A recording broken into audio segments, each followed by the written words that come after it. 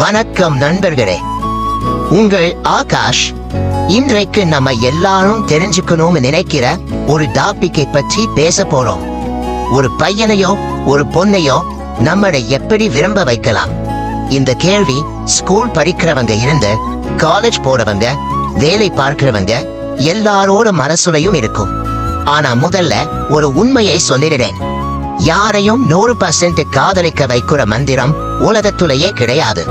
ஒருத்தர் நம்மளை விரும்புறதுக்கும் காதலிக்கிறதுக்கும் அவரோட மனசும் சம்மதிக்கணும். ஆனா சில விஷயங்கள் பண்ணும்போது நம்ம மேல ஒரு நல்ல இம்ப்ரெஷன் உருவாகும்.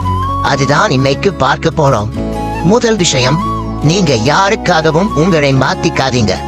நிறைய பேர் என்ன பண்றாங்கன்னா, ஒரு பொண்ணு பிடிச்சிருச்சுன்னா அவருக்கு பிடிச்ச மாதிரி பேசுவாங்க, அவருக்கு பிடிச்ச மாதிரி ட்ரெஸ் போடுவாங்க, அவருக்கு பிடிச்ச மாதிரி நடிப்பாங்க.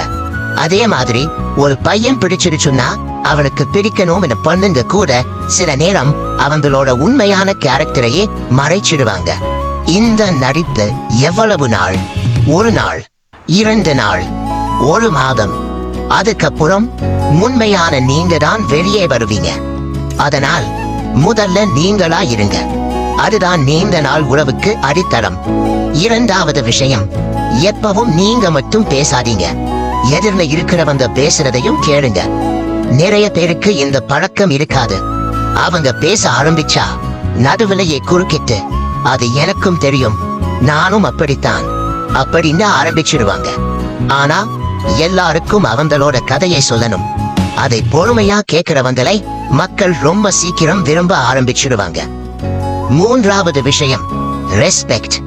காதலுக்கு முன்னாடி வர வேண்டியது மரியாதை.